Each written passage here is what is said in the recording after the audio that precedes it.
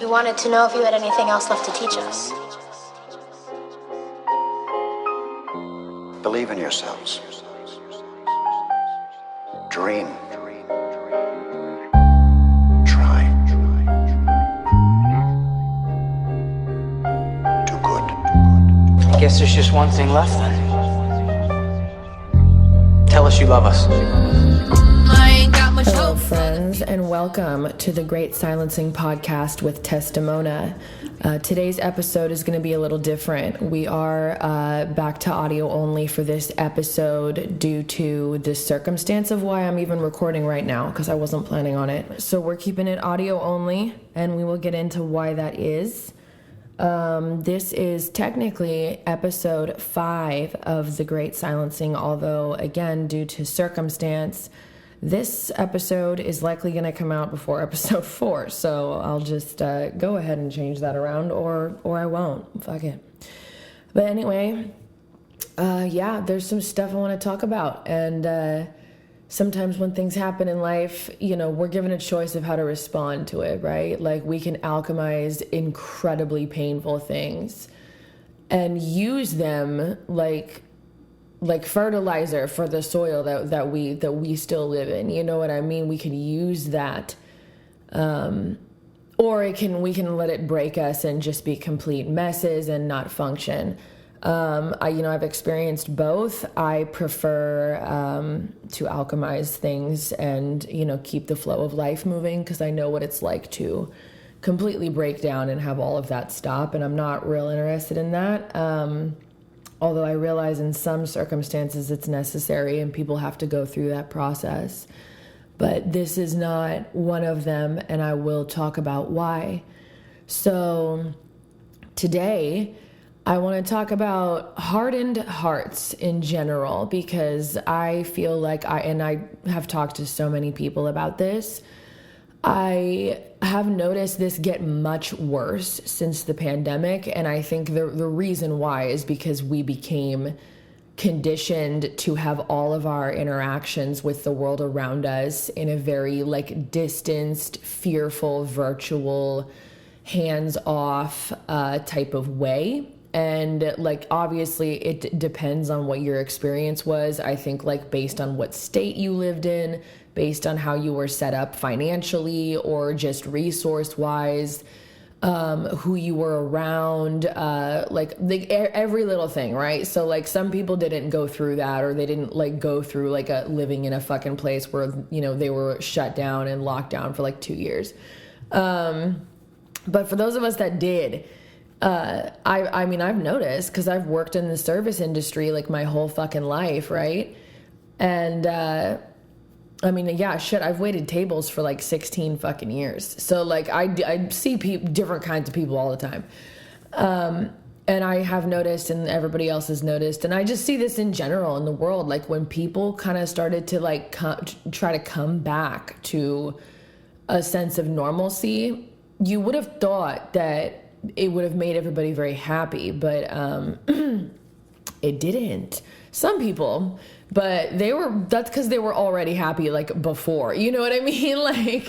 They were already okay, but actually I think a lot of people have a shit ton of PTSD from those couple of years of, you know, for the people who lost everything, or maybe they bought into the narrative and that scared them, or maybe they saw the narrative for what it was and that fucking scared them, you know, there were a million things that could have happened during those 2 years. And I went through a lot of them too. Housing loss, oh my God, how am I going to pay the rent? How am I going to, you know, do this and that and the third? And, you know, not being a vaccinated person and living in vax mandate places and having to move a ton and not being able to find housing and not being able to find jobs, and, you know, conflict with loved ones over the dumbest shit. I've seen a couple worse things too. I did wind up in jail for a minute. So, you know, crime went up. I'll say that. I guess I was part of that. But even though what I did was not a crime, but you know, whatever. That's a different podcast. We're not talking about that today. So I bring this up because the hardening of hearts, that's been an issue since, you know, for fucking as long as I know. I don't know. I mean, even if somebody subscribes to, and this is not a religious podcast, but like I still read certain religious texts. And like, even if you subscribe to, the Bible or whatever, and you've read, passages in like the book of Mark where, like, I guess I wasn't there, right? So I got to say allegedly, but allegedly where Jesus would say to people, he'd get frustrated and be like, your hearts are so hardened or whatever. And I'm like, I read that and I'm like, damn, he had that problem too. And I think it's gotten worse, but I also think there's always a polarity and always a rubber band effect. And so I think with some people it's gotten better, right? Like everybody gets their heart broken. And when it does, you get the choice of whether to let it break open and surrender to that uncertainty and allow yourself to be transformed by the abyss, or you go into running fight or flight mode and start resisting what is, because you do have the will to do that. And there are a million different avenues any one of us can take at literally any time to escape or change or numb whatever it is around us that we don't want to feel. And when we do that, the lessons will never stop, and they will continue to have greater and greater consequences as the universe tries getting your attention. However, the universe ain't fucking rude. It's not going to rip your eyelids off. So, it's up to us whenever we are ready to make that choice of when are we ready to surrender to whatever the circumstances are of an experience we are having that we can't control and don't know the outcome of, but it's something that one knows they have to go through, right? Because to not go through it is to resist reality, and that creates, a lot of energetic blockages within and around you. It will bleed into everything. But unfortunately, people think that's the easier way, because we've been conditioned to play the short game. So, and it's like, bro, life's a short game. It's a long game, but in the grand scheme of things, this incarnation is short. Stop fucking around. I get irritated with people. I'm like, what are you doing with your life? You're slapping all the dead in the face. What are you doing? But, I have been that person also. 100%. I've wasted years of my life doing focusing on the wrong shit. You know what I mean? But that's how I learned. One of the ways, that's how I learned how to not do that. But I learned how to be smart by being dumb first. But yeah, the hardening of hearts, that's a thing, and people do that, when they have, traumatic narratives and they haven't healed from it or worked through it or made a decision to be like, hey, I want to write a new one, because it takes a lot to get to that point. And so they just keep running, and a lot of the times they don't see it, and sometimes they do. When you're aware of it and you're still fucking doing it, ugh. I know what that's like. That's hopefully when you're at the end of that shit, because it's going to become so unbearable, you won't be able to do it anymore. But, bruh, yeah. Yeah, most people still have parts of themselves that are, pretty significant in whether or not they can form a true, authentic partnership with a human being and allow, the free exchange of unconditional love to be shared and fostered in this world. I don't mean romantic love. I mean that type of love that is if you guys have ever had that experience, I've had this happen a couple times, where you just feel it and it's indiscriminate. It's this insane power coming out of you. You can feel it in your chest. It's crazy, but you feel it for everyone. It's that love is there. It is there for us to experience, even in this realm. It doesn't matter how other people are acting. That's something that man, I don't know where it comes from. If it comes from something outside of us, we're channeling it, or if it's something in there and that's just what happens. I remember hearing a guy many years ago when he was talking. There were a bunch of us gathered around or whatever, and he was talking to the group, and the topic was of a spiritual nature, and he said something that ruffled some feathers in the room. I'll give you that. which I think is dumb. If you hear a noise in the background, my microphone is sensitive and I'm doing laundry. So that's what that fucking noise is.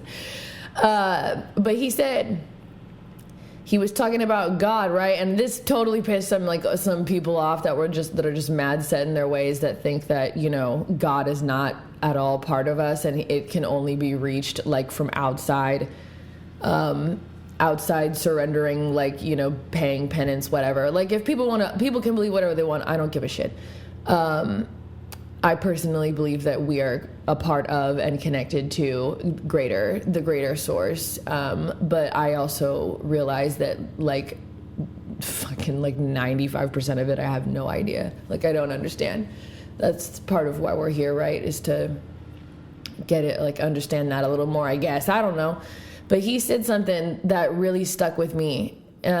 He was talking about, a lot of us will look for the ability or the grace to let our guard down, let our ego down, right? And truly show up for others, or be of service, or love others, or even love ourselves truly, and accept ourselves, or surrender to what is, or seek a greater, driving motivator for your actions other than self-serving motives.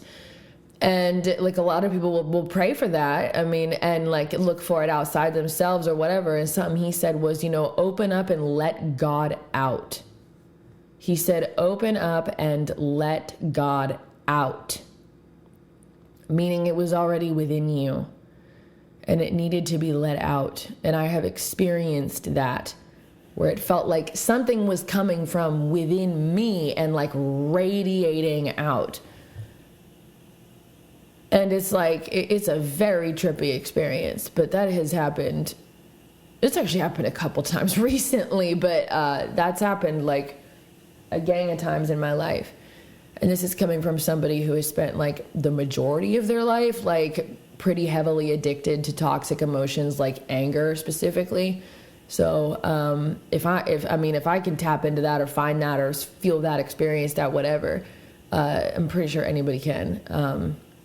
I know what it's like to be dissociative and numb and be a little fucking Houdini escapist as well. I did that for many years too. So with that said, here's why I bring it up.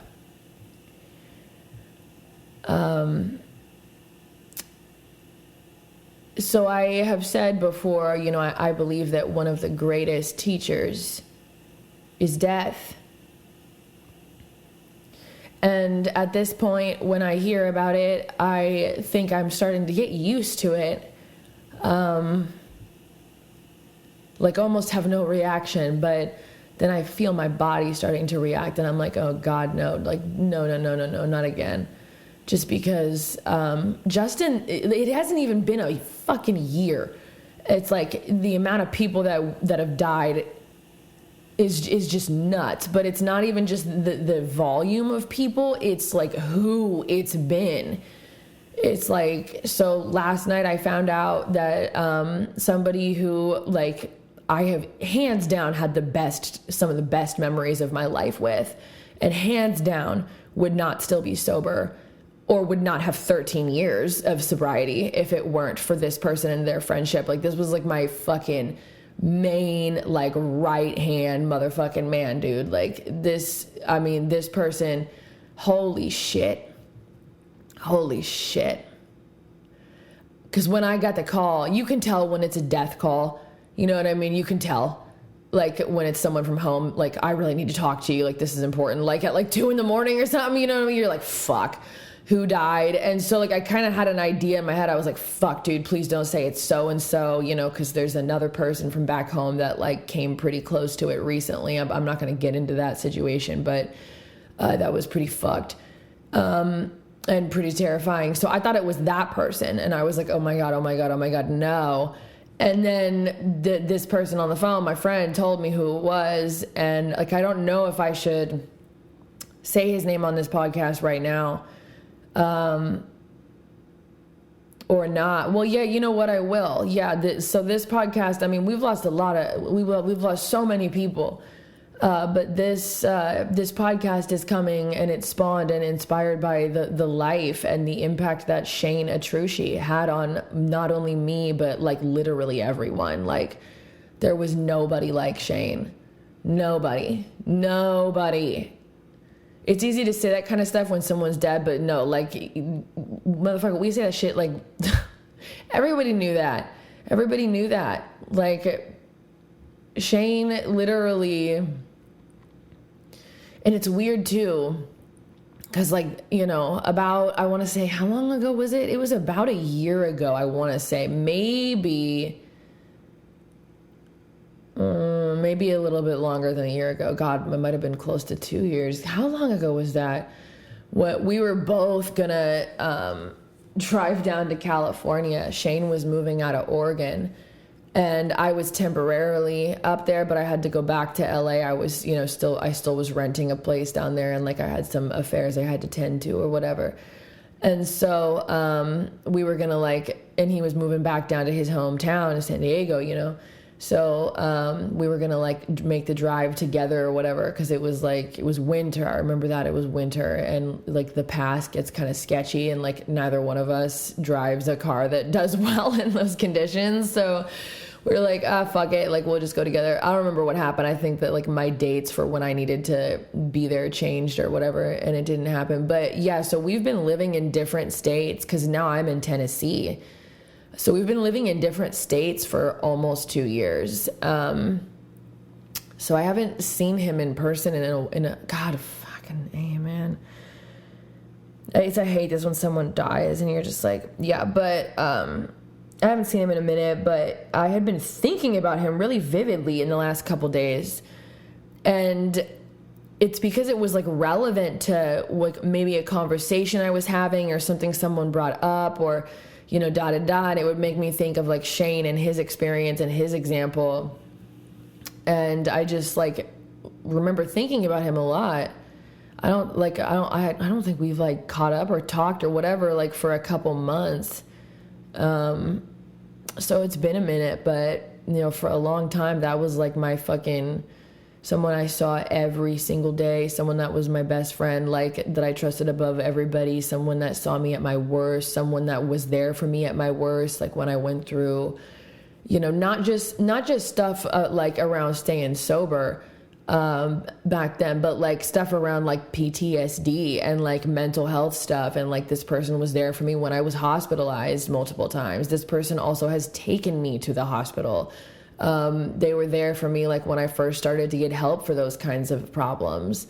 In fact, they were the one that kind of got me to get help or to seek help, shall I say, for how bad it was getting. And this person just literally not dealt with me like in one of my darkest hours, where I probably would have been way too much for like the average person to handle, because of what I was going through, but I wasn't for him. And we just kicked it. We just did stuff every fucking day, like went to meetings, went to events, went to concerts, like just went and did random shit, like went swimming, like just all of the things always. But that was always a person, you know, that, you know, we were very much cut from the same cloth, but this person was able to keep a level of optimism about them.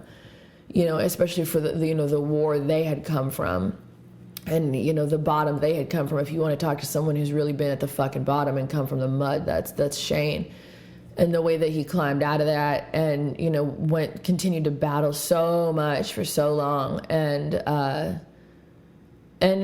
you know, was successful in that. Like, I understand everybody's thought when you know, you're obviously inferring, okay, these are two people that like share this similar past. I just told you we went to meetings, so it's like, okay, the person was in recovery. No, was not an overdose death. No, this person did not die because they relapsed. We do not have the details yet. We're waiting on that, but because it's unknown. But what we do know, and I'm not going to get into why, but what we do know is that was not the cause of death. It was something else, and we're going to find out what the fuck that was. But it was no foul play, no decision of, you know, like that it was nothing like that. It wasn't like, oh, the person no, there was none of that. So let that be known, because I have no idea what the fuck happened, but we know enough to know that it was not drug related. It was not violence related. It was not like, you know, anything that this person like did or saw coming. I think it was like, you know, like a medical situation. Something went fucking really wrong, like way out of left field. And we're waiting to find out what that was. But I'm not going to say any more about that. But yeah, he was a success. You know what I mean? Like he fucking did it. He really overcame like so much shit and was dedicating his life to working for others, primarily people that like come from the life that he came from, and people that are like on the streets and like, you know, like just trapped with barriers that the average person doesn't even know exist. And that was, you know, something that he did every fucking day. Every day, always. And also just some of the funniest, the most amazing, like the best fucking memories and like hardest laughs and just the most ridiculous shit that we would get into. Like, my God. I don't know, man. It's crazy. I was looking at pictures and stuff and I'm just like, wow, look at all those fucking memories. And one of my other best friends, Caitlin, who died, was also very, very close with Shane. The three of us used to hang out a lot, and we had some good memories together. And I remember when Caitlin died, and you know how like pivotal it was to have someone like Shane to walk through that death with. You know, I remember when Justin died, and that was during the summer where we had like 6 people die in our community, and that was nuts, and that was really, really hard for both Shane and for my boyfriend, because they were really close with Justin. Justin was a friend of mine for sure, but we weren't like, you know, super, super close. So it was like, you know, my job was to show up to fucking support people, because that was really hard. So we've walked through like a number of our kinfolk passing, which is just kind of what makes this kind of fucked, right? Like, because knowing that Shane died, knowing that it wasn't like of a, you know, like heartbreaking nature of how they went out, if that makes sense. Like, it wasn't murder, it wasn't an overdose, it wasn't suicide. It's like, okay, good. Like at least it wasn't fucking that. I know that sounds weird maybe to some people, but to other people, you get it. Like, it's like when you're used to everyone, you know, going out with like, with some avenue like that, like, it's like, okay, well, at least, I mean, like, at least it was probably quick, and like the person wasn't in pain, or like, you know, didn't see it coming. Like, at least it wasn't fucking that. So at least it wasn't that, but I felt this strange, like, it was like shock, and I haven't fully processed it yet, and I'm sure I'll cry a lot, but I haven't yet. I did some. It was shock, and then I could feel my body starting to react, and I was like, oh shit, and then it's like, but there was also a weird calmness of like, okay, like, he ran his race, like, he did really well. Like, that spirit is one of the greatest human spirits I've ever known. It is incredibly pure and loving and so genuine, and would give somebody the shirt off his back, like 100%. Like, is it tragic that that person's not here? Of course. But like, did that soul do what it came here to do? Can I confidently say that? Like, did that soul like really fucking win? Like, truly, did that soul transform and alchemize and take everything they had ever endured and turn it into a gift for everyone around them? Did they do that? 100%. Yes. So when you go, because we're all going to go, right? That is best case scenario type of legacy that you want to leave. I don't care if you're some world famous, like whatever the hell, or if you're somebody who's, you know, like an unsung hero to a large degree and operating on a local level. I don't care. You are that is the ultimate. That right there is a life well lived and a life well done. And I mean, that is something to be truly proud of and to truly honor and be like, hell yeah, I am so glad that that was how that person's story wound up being written and ended, is that way, with them doing exactly what, you know, the creative life source would have us do. 100%. Overcoming all odds. 100%. Like, that is 100% success rate, right? I mean, it is. So that's amazing. And then that brings me to the rest of the experience, which I think is worth talking about. So I did feel a bit of peace, because it's like, you know, I know that life is suffering. I know things are a little crazy on the planet. They're probably going to get crazier. So when people die right now, there's a part of me that feels relieved for them, to be perfectly honest. I'm not, dude, I'm not like chill out. I'm going to say first off, like, I'm not saying, oh my God, life's horrible. Life's this. No. No, not at all. There are so many beautiful, amazing, wonderful, magical, incredible, like, amazing things about life. 100%. And there will never not be. There always will be. But is this a challenging place to be? And do we all not have lots of lessons that can be very fucking painful and difficult? Do we not all go through extreme trials and tribulations to where we will spaz the fuck out because we can't see an end in sight, and we got to bring us being like, yo, you're about to fucking die, homie. Like, what are you going to do about this? You know, and you got to figure that shit out. Like, do we all go through that? Yeah. Do we all get our hearts broken? Yeah. Do we all, like, you know, are like, is everybody kind of struggling with various things that are happening on the planet right now? Absolutely. So when someone dies right now, like, there is part of me that's just like, man, it's like, I say like, oh, like, I feel relieved for them. I'm just like, okay, God, you know, that's fucking devastating. But, like, at the same time, like, good for them. Like, they're done with this shit. Like, whatever they're moving on toward, it's a new level. I mean, I'm not going to sit here and act like I fucking know. I don't. But whatever they're moving on toward, I'm like, good. It means that they get to go to the next stage. They get to go to the next chapter now, or whatever. Because I know that this one's really rough, and I believe that, you know, if you die, more often than not, it does depend on the circumstance of the death. But when you die, especially in a situation like this, it's like, okay, well, your work here was obviously done. Like, whatever because we all walk around, I believe, with like certain karmic lessons or karmic debt that we're here to play out and learn from and grow from for our, you know, like, eternal self's evolution.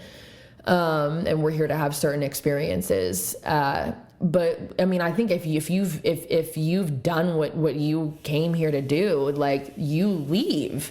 It's like, the earth is kind of a school to me. It's kind of like a training ground. Like, this is like a whole fucking, I don't even know. But yeah, so that's kind of how I see it. Is like, all right, their work was done. Like, now they're needed somewhere else. And like, that obviously was a very evolved soul. And that was a soul that was able to, you know, remain open in the face of a lot of like hardship and save a lot of people's lives and show up for like literally fucking everyone. Like, okay, you know, that person did their job. And the ones of us that are left here or whatever, I understand the other side of that being like, well, we need people like that. Yeah, we do. So like, looks like you're up next. Looks like I'm up next. You know what I mean? We do need those people here on earth. But it, you know, I mean, like, if you pay attention to some of the trends of some of the people who have been dying, you're just like, oh, wow, like, really, we're losing them right now. But it's like, well, yeah, maybe they're needed somewhere else. Maybe as hard as it is here, maybe there's something more significant going on where we can't see. Maybe they're needed somewhere else, or maybe that they did their job, and now their legacy and their example is our responsibility, not only to further and to carry as a badge of honor, as is our grief. Grief is a badge of honor 100%. Those tears you cry when someone's gone, that is such a gift, because it means that that's how hard you loved someone else, and that's how much they loved you back. And now that's the evidence of it, because there's a perceived separation, right? And there is a transition, right? That person's spirit is, you know, is transitioning, and we don't know where, so we can't see it. You know, some people, they have further insights into that topic. I won't dive too deep into that right now at all, actually, but yeah, they have transitioned into a different way, into a different form. And we don't understand it. We don't know. We just know that the person that we knew in the body that they were occupying is no longer a material thing. Not in the same sense. And so we can't see them, you know, they're not here. We can't call them on the phone. You know, you everybody knows what it's like. So it's like, obviously it's going to fuck you up. You know what I mean? Obviously. But that is also a badge of honor. So like, you know, I've had a lot of people really close to me, like some of the most significant people in my life die in the last, not even a year. And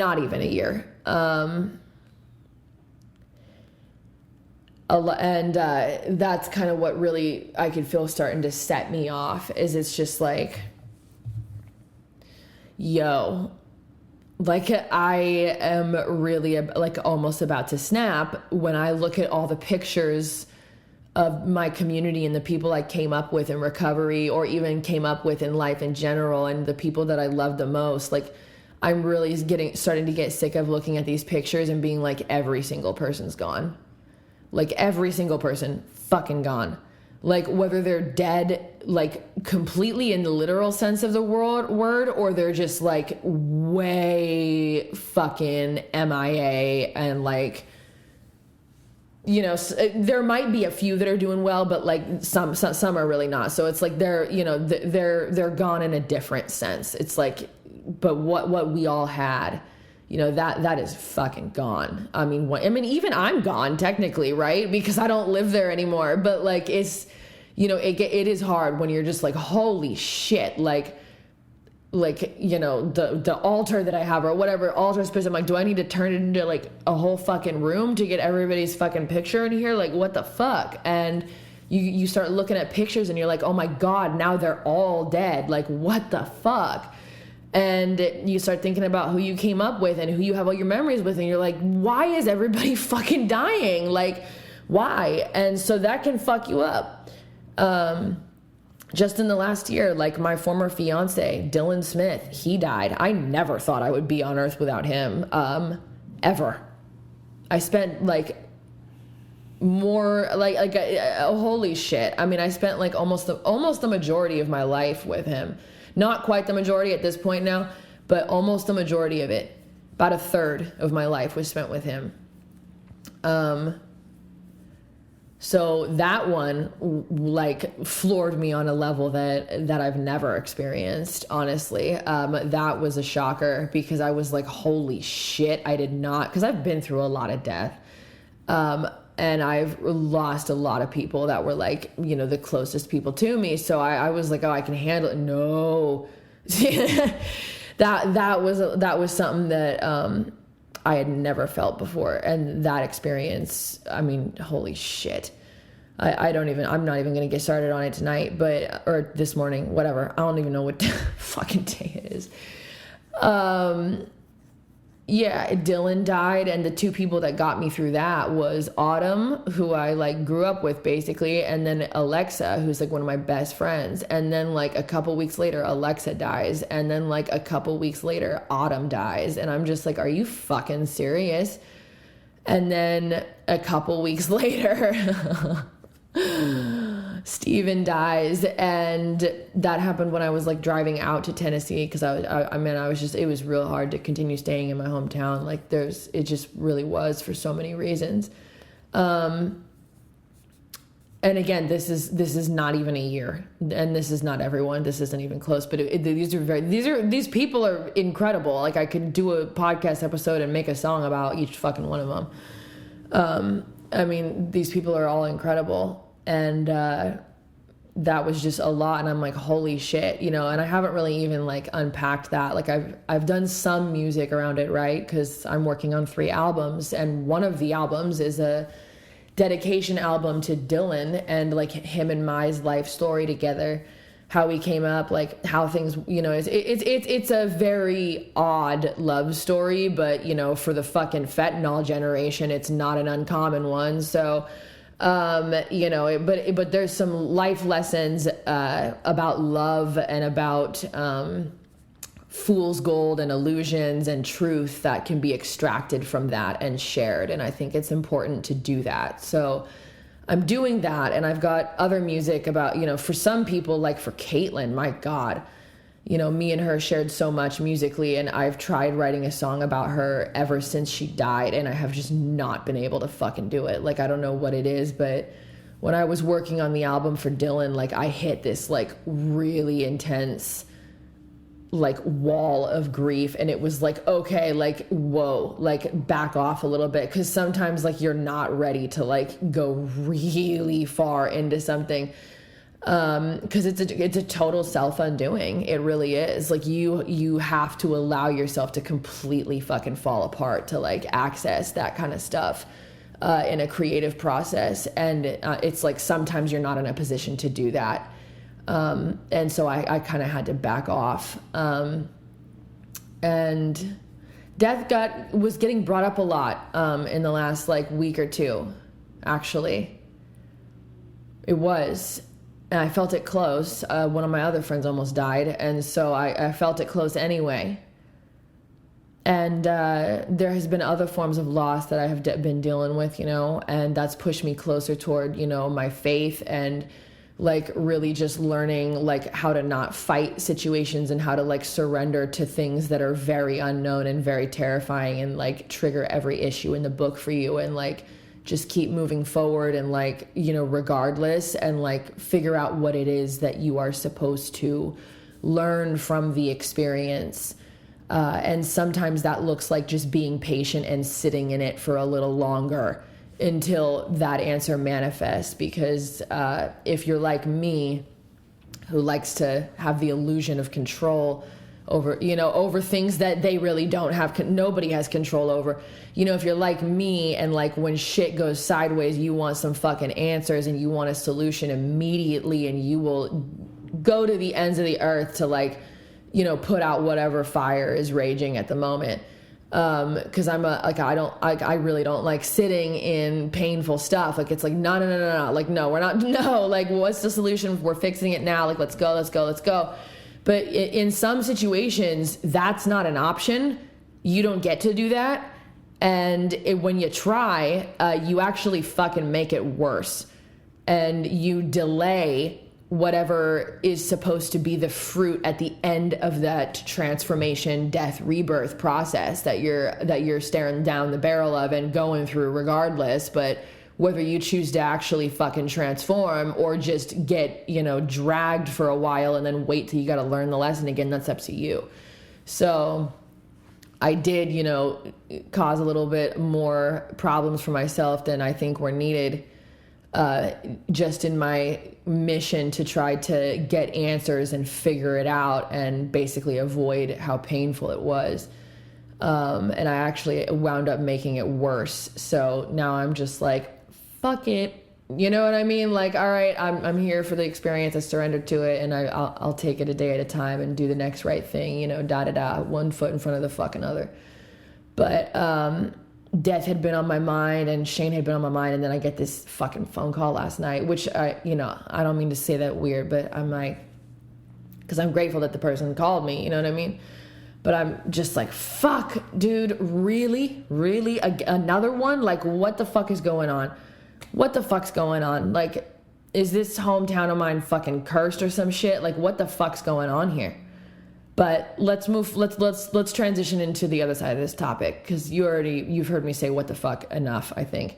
So the other part of this topic, and the other thing that I think is very important to do when anybody dies, but this is why I appreciate death as what death is from my vantage point as somebody who isn't like dead in that sense yet. Or who knows, maybe we are all dead and we all have it backwards. And like the people who die are like the ones that get to wake up from the simulation. They're like, oh shit, that was fucking weird. But you know, when someone goes or whatever, it's very interesting because like you have that experience and then you have the experience of how everybody who's still here responds to it. Ooh, that can like make or break a situation in the direction it takes, honestly, is how people respond to it. But I was talking to, a few people last night from home, and, that topic of like people's hearts being hardened and like, and this doesn't have anything to do with the death, by the way. Like I said, I don't know how, like the exact cause of death, but I know that it was not anything like something that they did. It was not like a relapse or anything like that. It wasn't like, no, it wasn't that. But we were, death will remind you, when your loved ones go, especially suddenly, suddenly they're gone. I don't know. You don't get a fucking warning. It's rare when you do. It's very rare when you get to anticipate someone's death. That has never been something that I have experienced. People just all of a sudden, boom, that person's gone. Boom, person's gone. Boom, person's gone. Another one. So when that happens, that'll sober you up, sober you from your own fucking ego and the narrative that we constantly are fucking, our own mental matrix, our own fucking Operation Mockingbird on our fucking asses, our own fucking psyops in our mind. Those things will stop pretty fucking quick, usually, when we're staring death in the face. I'll tell you that. And that's why death's such a good teacher, because it stops the noise. And it shows you what exists outside of useless noise.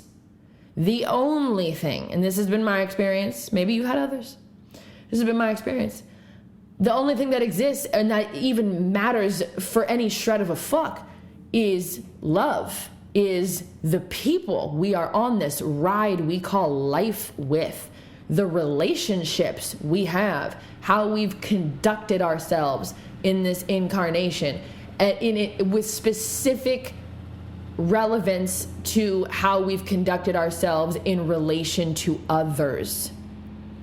Have we shown up for them? Do we have things left unsaid that now we no longer have the opportunity to if that person dies? Do you have those relationships out there right now where the person is still alive, but you guys have some conflict, some knots of conflict between the two of you, some unspoken grief, resentment, maybe a situation that needs a resolution? There's been miscommunications, confusion, and the reason why the two people aren't talking is because their fucking stories are triggered, their trauma's triggered, their egos are triggered, their pride is triggered, they're afraid of getting hurt, they already got hurt, so they're shut down. And think of how widespread that dynamic is. It's either that or a person is so shut down that they don't even have those dynamics because they don't even allow people to get that close to them to begin with to even have a dynamic where they could get hurt in. That's how they live. They keep everybody at arm's fucking length. And whatever human interactions they have are pretty fucking shallow. They don't let themselves be seen, and they don't see others in turn. They think they do usually, which is why they're hiding, but they don't. They see what they want to see. They see through a lens of jadedness and, woundedness. And I understand that. I've lived most of my life like that. And sometimes I can still slip back into that shit. It's really fucking destructive. But that is very common. It's more common than not. I'm not saying everyone's like that. I'm not talking about everyone. But I'm saying a lot, like enough for me to fucking talk about it on a podcast, enough for it to be one of the first things that crosses my mind. Obviously, I still even relate to it on some level. You know what I mean? Because I've had those situations happen where people that I love very, very much, but we became estranged for like reasons that aren't even fucking reasons. But in hindsight, it's like, my God, do I regret that? I've had that happen. And then all of a sudden they're dead. and you're like, oh shit, we hadn't talked in like months, but that was like my fucking, like, you know, I love that person so much. Like I didn't get to tell them that one last time. Like, or like, I wasn't sad. I didn't like our last interaction. It was like too rushed. I wasn't mindful with the person. I wasn't really there with that person. Like I was assuming I would see them again. You know, and those little things will creep back into your head. Or sometimes it could even be worse. Sometimes you guys could have ended on fucking bad terms, and it's like, holy shit, we never got to clear that up. You know, because ultimately what's underneath, you know, people having like conflict or whatever, or being estranged, or, you know, having distance, it is often the case that it's like the people care about each other and want to be around each other very much, but for whatever reason, in their own personal programming, whether it's a direct conscious avoidance of really letting people in on an authentic level into your life, or it's somebody who's just so consumed in their narrative, their story, their problems, their ego, their self-serving motives, their whatever, it's being self-centered, basically, which I don't think anyone's gonna fucking argue with me that like self-centeredness isn't a tremendous, you know, societal, cultural problem, because it's encouraged in a lot of fucking ways. You know, that's problematic. And it's like, and I've been that person. And then someone dies and you're like, oh my God, dude. Like the last time I interacted with them, I was so caught up in my own bullshit and in my own head that I wasn't even fucking present with that person. Like, bro, you do not want to fucking have to deal with that after someone dies. And then you don't, you know, it's like what it's going to look like, best case scenario, is you'll have to make amends at, you know, at a grave site, which I've had to do before. And those are tremendously powerful experiences. So like for people who think that, you know, you die and that's it, you just are absolute nothingness forever. Like I don't share that belief at all, because of the experiences that I've had. So my beliefs are shaped on, you know, my experience. But obviously we don't all have the same one. I don't really give a shit like what other people think. That's what I believe to be true. So, but it's like still, yo, like it teaches you shit. It teaches you, death can teach you how to live. That's a big thing of what it does, is it's a wake up call of like, hey, I'm going to turn off all the noise and all the bullshit that you think is life and you think is important. And I'm going to fucking come in there and I'm going to take someone away, you know, permanently. And like, that is going to sober your ass out of the drunkenness of your own ego. You are going to see through all the noise, all this, all the whole charade, the whole circus that you're running around chasing, whatever, chasing money, chasing dudes, chasing females, chasing highs, chasing an escape, chasing vanity, chasing approval, whatever, all that drops. It's gone. And you see right through it. You do. You see right through that shit.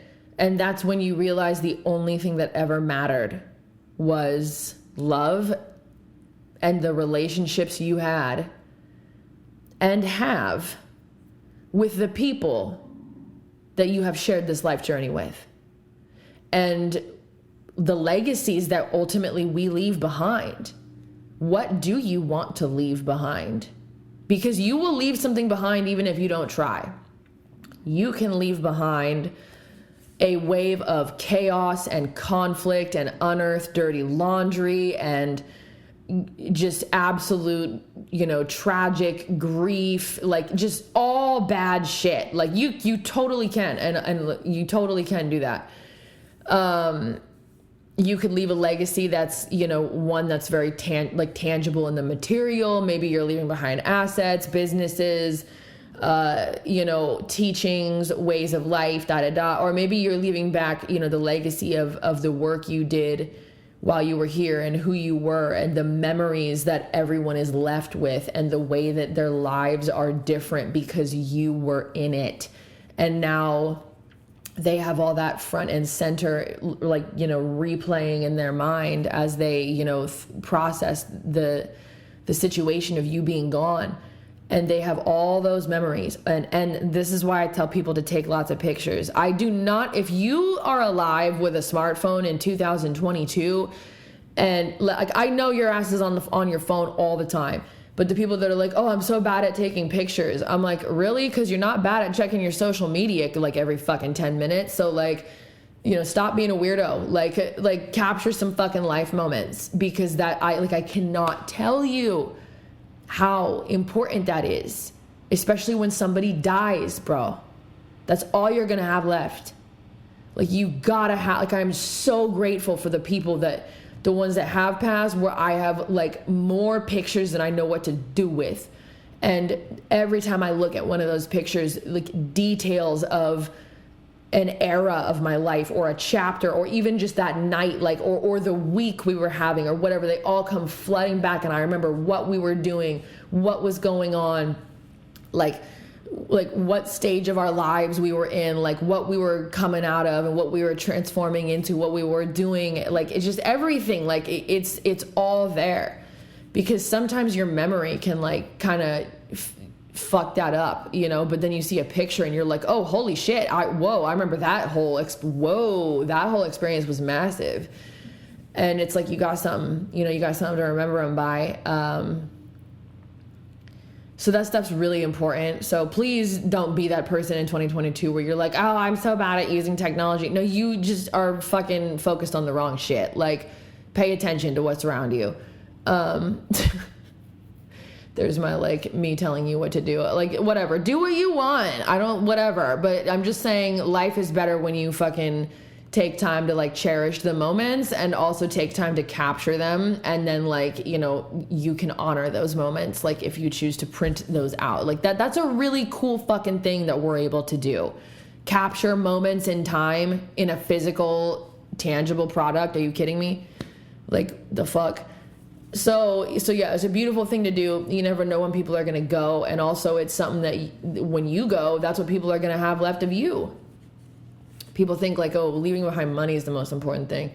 Your loved ones are going to beg to differ, most likely. I mean, unless they're assholes, but like, they're going to beg to differ. You know what I mean? Like, Jesus Christ. Like, I would rather have like a bunch of pictures and $0 than like billions of dollars and no pictures. Like, fuck that.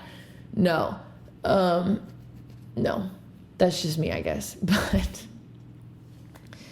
because whatever. I mean, yeah, I'm not going to go down that rabbit hole. But yeah, the legacy that Shane left, it like that. This is what death does. It makes you think about all this. It makes you think about your current existing relationships and how you're showing up for those right now. And it makes you think, okay, if they were to die, would I be okay with the way things are right now? If they were to die tomorrow, would I be tormented by the fact that there was stuff I could have said to that person that I never said, and now I'm never going to get to? Like, you know what I mean? Like have I like repressed, any truths or emotions or ways I feel about them, or do they really know how much they mean to me? Do they really know how much I care about them? Do they really know like how significant it is just to know who they are? Like, have I told them that? Because you're really gonna fucking lose your shit if you haven't. And then all of a sudden that opportunity doesn't exist. We take that shit for granted. I swear to God, the thing that we take the most for granted is the present fucking moment and who and what is right in front of us. Because we're just so fucking carrot on a string type of motherfuckers. Like, it's just nuts. I see people right now. I'm like, I mean, I can't fucking, change anyone or alter their journey. Trust me, I've tried. It doesn't work. You end up just hurting yourself and the other person. So it's not a good move. But it gets very frustrating when you see the individuals that, that are living that way, that are neglecting literally every single soul that they come across and have come across, because they're so terrified of being seen or having any form of a like authentic connection with somebody, because they have unhealed wounds, that they just become so self-obsessed and so obsessed with things like, the pursuit of financial gains, that they just do not even acknowledge that other people really exist unless it's, something that directly serves their larger goal in that moment of acquiring shit for themselves so they feel safe, which is kind of, ironic because I can't think of a more empty victory than like setting some goal of like, I'm going to achieve this, or like, I'm going to make all this money, but you did it at the expense of like showing like of literally every other area of human existence. Like you neglected literally everything and let it die. So then once you finally reach that goal and you're like, cool, I have my however many million that I wanted now, or cool, fucking whatever. I don't know what the hell your thing is, but then you do that and then you look around and it's like, well, there ain't no one to share it with now, is there? There ain't no one to pass it down to now, is there? So what the fuck is the point of having it? Like, yeah, because you know how many people I know are rich as fucking miserable? I mean, come on. So that should tell you right there that, I mean, though you do need money to live and your life will be a fucking shit show. If you don't have enough of it, you gotta, it's important, like you do need it to survive in the matrix, but it doesn't need to be, it shouldn't be the fucking literal, like most important end all be all crown jewel of your existence, because it's not actually a real thing. Like, it's like, yeah, we're all here like playing this game in this matrix and you need money to do it. So it's like, okay, play the fucking game, like do what you need to do with the fucking money. But but like also don't forget to do and experience and show up for literally all of the other things, because that list it can be endless, if you're really open. But you will, that's what death teaches, is that the most important thing is people. That's the most important thing. It's people, and it's how we treated them. It's what we leave when we go, and in the form of legacy. It's how we affected the lives around us. It's how deeply we loved, how deeply we shared, how deeply we showed up. What did we do for others? That's what fucking matters. That's what matters. That's what death will teach. And death will teach that above all the spin in your life, of all the things that stress you out, my God, can those things, I swear to God, they're put there by design. And this is something I talk about in the album, where I talk about, how, about Dylan's death, and about how we had a love so fucking rare and we lost it essentially to, what I would call fool's gold in this world.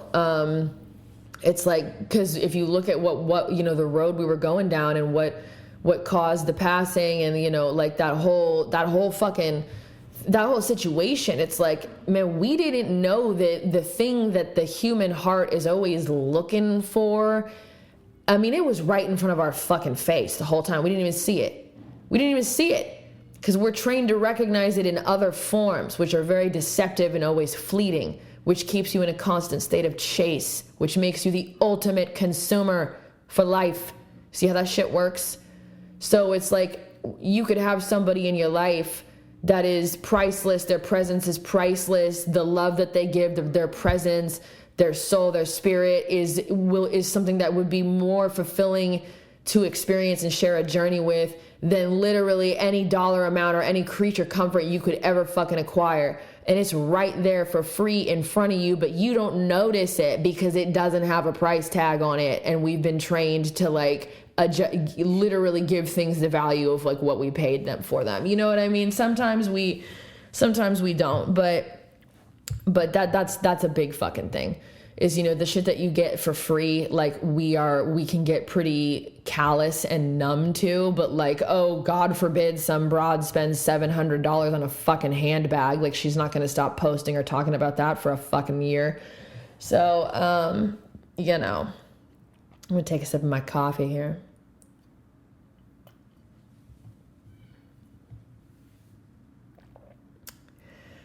So, I went off on a few things, but today God, waking up fucking hurt. You know how that is. Just, you know, when heavy emotional shit happens, like you wake up and it's all just, like just a ball of fucking pain in your stomach. But, yeah, you know, I'm gonna, continue not fucking using nicotine. I think this is day 5. What the fuck? Tuesday was day 1. Wednesday, Thursday, Friday, Saturday, Sunday. Yeah, okay, today's day 5. So I'm going to continue with no nicotine. I'm going to go to a meeting and meet up with a friend later today. I did this podcast. This is like part of honoring Shane. I will tend to my spiritual practice. I'll tend to my physical, my body, exercise, nourish it, you know. I already wrote some music, you know, last night when I was kind of processing this. So maybe I'll record a little something too. And then I'm going to go and get myself a new external hard drive so I can build my set for SRF. There's just those things. Because I got a text this morning and the person was, this is from my mom actually. She was like, I'm so sorry, you know, because she knew Shane. She's like, I'm so fucking sorry. And she's like, and she's aware, you know, of like who has been dying, you know, that's been in my life. And that's also been part of her life too. She's very well aware, of what's been going on. And so she was just like, look, like you need to do something. Like she's a Sicilian woman. She's going to give you advice whether you ask for it or not. Cause I just woke up to this. She's like, you need to do something today that is joyful and like is celebrating your life and, you know, like do something that makes you happy. And that makes me like almost want to cry just thinking about it. But it's like, you know, she's right. And that's also a really good way to commemorate someone. So that's why I just brought up like, okay, what am I going to do today? Because if I think what would Shane want me to do and how hard Shane went for me when I would fucking, you know, I was a mess, but I was still reaching for my fucking goals and dreams and I was just crawling. And for a minute, dude, Shane be the only motherfucker that like really gave a shit about my music. Like really, I mean, he was a supporter and cheerleader for anything I was getting into. I fucking, you know, like always that was who he was. And so, like he always wanted the best for everybody. Oh, like truly, like got joy from that, like wanted that truly.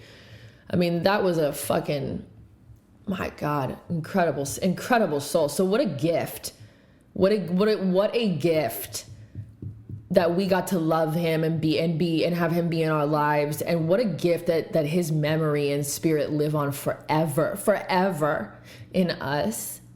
What a gift, because it's like now we got that energy too. It's like, oh yeah, like remember how Shane lived? Like if I compare how I've been living recently to like how Shane lived and Shane's mentality, I'm like, I could have been doing it a lot better. Let's take a lesson from Shane here. Let's start living a little more like Shane did. And that's one of my biggest takeaways, you know, and I can't think of a better legacy to leave than that. Like to whoever's struggling when you go, they get to look at your life example and like what you showed them and how you treated them. And all of a sudden things make more sense to them and their load is lightened just because they fucking have your memory and can be like, okay, I feel like I have a little bit of a guide of like how to get through this or how to live.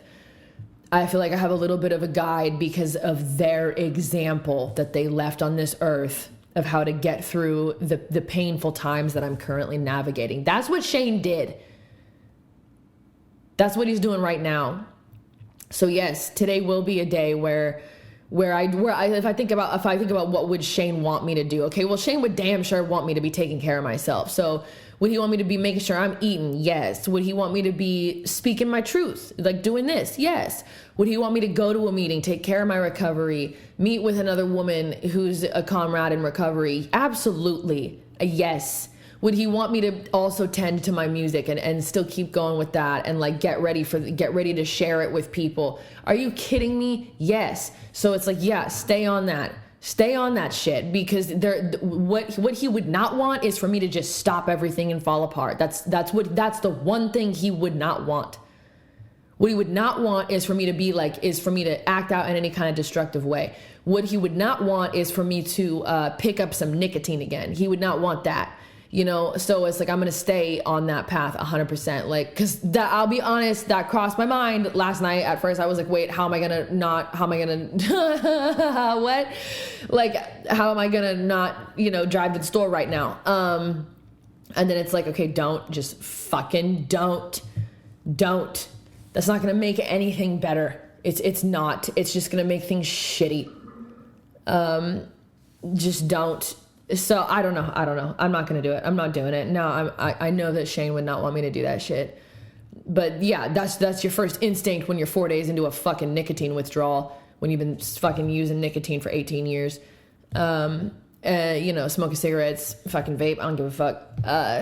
Nah, he wouldn't want that. So I'm not going to do it. I'm going to live in his honor. That's what I'm going to do. And I'm going to, in the circumstances where I wish I could reach out to an individual and maybe that relationship is, what's the word for those, fucking got torched with a flamethrower? I don't know that. Where it's, you know, there's some shit that's unsaid that needs to be expressed, but sometimes a motherfucker doesn't want to talk to you. You know what I mean? And so sometimes you can't just like go approach somebody and be like, da da da. Cause it's like that person, you don't know what process that person's having. But not everybody is going to want to, you know, talk to you or whatever. Like if you guys had a falling out. So like sometimes you got to wait till like, you know, and sometimes you just got to wait. You just know that right now is not an appropriate time to try to talk to that person. So on that end, you know, I pray for guidance in that area, or for, you know, if any action is to be taken, make that clear. If inaction is to be taken, please make that clear as well. And, you know, and do what you can do and figure out what it is you're supposed to focus on. And all you can do if you can't contact that person directly is, you know, like you can pray for them, you can send them energy, you can do whatever, you know, whatever your practice is. Like, you know, there's a lot of stuff you can do when you can't have direct communication. But it's like, okay, do that and make sure that you have forgiveness in your heart for them and clear that energy. And so that way when the time comes when you can have a conversation with that person, you know, if it comes, like at least you'll have the energetic space to appropriately hold space for that shit. And it's not going to be, you know, jaded. Like make sure that you've emptied out and processed your own fucking feelings and anger and like confusion and whatever, you know, whatever caused the incident to begin with. Like just get that handled, you know, and then usually the universe will swoop through on the you know, the other end of that situation, aka the shit that you can't control. So that, and then with everybody else, make sure motherfuckers know you love them. Make sure motherfuckers know you're caring about them and you're thinking about them. Like, stop, take a second, think about everyone who's in your fucking life, and you tell them today that you love them. And I'm going to do that today too. So yeah, I'm going to honor my sobriety. I'm going to honor my health physically and mentally. I'm going to honor the people and relationships and love I have in my life. I'm going to honor my spirituality. I'm going to fucking honor my music. I'm going to fucking honor my life and my soul's mission on this earth. I am going to live and have a smile on my face. And by doing that, I honor Shane, because that is 100% how Shane would want me to be living. I fucking, like, I love that motherfucker, dude. I really do. I am so grateful for the memories and the pictures. And like, yeah, I'm just so grateful for that person. I really am. That is the kind of legacy that we should be leaving, you guys. It really is. Like, Shane is the best example, and I'm sure there will be much more being said. This is my first time like talking about it. But you know, if you're linked with me on fucking socials or whatever, I mean, like, in time, not right this minute, because, you know, it just fucking happened. And like, we're still in, like, the process is still unfolding. We're still trying to figure out what the fuck exactly happened. You know what I mean? Like, But, when the time comes to, for everybody to share their memories and share their testimonies of how he affected them and share their pictures, that's that is something that I find really connects me to the spirit of whoever just crossed over is looking through all the pictures, all the memories, seeing that light in their eyes, remembering everything, and everybody getting to just share their memories and their stories. And, it brings people together, and it's a way to to really fan the flames of that now crossed over person's energy. So my point being, if you're linked with me on socials, you will likely be seeing insane amounts of pictures. And I can't wait to print those out and to create a space on my altar for him as well. Because, this is why I'm not afraid to die. Because the people I got on my altar right now are the best people I've ever fucking known, and they've all crossed over. And now it's now when another one goes, it's I can pray and be okay, you guys, keep an eye out, because this person's coming or whatever. But it's all of y'all are, it's that's why I'm not afraid, dude. Look at all the people who have gone before me. Look at that shit. Come on. There is no way it's worse on that side. There's no way. You know what I mean? I'm not going to take myself out, cause fuck that. I don't know if I'm going to even end up wherever the fuck they are if I do that. So I ain't doing that. That's my personal belief. I'm just not. I have experiences in my life when I was younger where I attempted to multiple times. So I'm very familiar with what it's like to be in that space, but I'm not doing that. And whatever does end up being the thing that ends my time here, that's okay.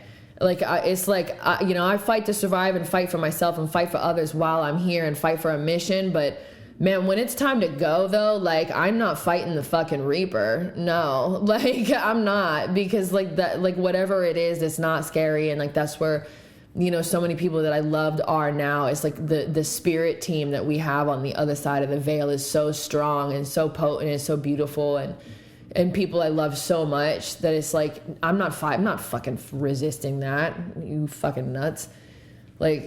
Nah. There's some good folks over there, so we're gonna be all right. What we gotta not worry about, but what we gotta concern ourselves with now is, if I have that attitude toward, crossing over in the other side and being with who's there, man, that's going to be perfect. That's just fine. I'm not worried about that at all. We should probably work on making this side of the veil a little more like that as well. Because for most people I know, it's truly not. So, and that's on us. That is our fucking choice. That we, with every action or inaction, which is also an action, that we take, we are weaving the fabric of this reality, of this narrative, of this experience, this collective and individual one that we're all having in real time. We're doing that all the time, whether we're conscious or not. And it's the ones on airplane mode and on autopilot that are, really, which is the majority of people. And can often even be me. That's the shit. That's what really fucks shit up. That's when you start missing what matters, missing why we're here, and creating environments that are just so fucking, they just really aren't healthy for people's spirits, which is why we see so much problems with things fractured relationships, just assholes, all over the place. Fucking, crazy high crime rates, really high addiction rates, really high suicide rates, high homicide rates. That's why you see all this stupid shit, so we gotta work to make this place better. And, everyone's in different stages of their journey, and everyone has different things to offer. And that looks different for everyone, but ultimately at the core, it really doesn't. It really is about love. It really is. People don't like hearing that shit. Okay, cool. Learn it the hard way then. Go ahead and do that. And I hope that when that lesson comes and it does digest for you, that you're not already at the end of your fucking stay on this ride. All right? Don't do that. Don't be that. Because it is true. Some people never get it. Never fucking die salty. You know what I mean? And not that I'm saying someone do that. I'm saying that's what they do. They die like that. You don't want to do that. Don't do that. You don't have to. You don't have to. And if you don't know how to not, ask someone who has what you want. And I don't mean material wise. I mean like their mentality. Start there. But ultimately, yeah, the way that we treat ourselves and relate with ourselves and perceive ourselves is going to be a direct reflection of the way that we relate with, treat, and perceive others, and how we navigate those relationships. So it does have to start with us, but not in the fucking narcissistic, I'm going to put on my blinders and go into hermit mode and just navel gaze for like 5 fucking years. No, that's escapism. You're also still hiding. Stop.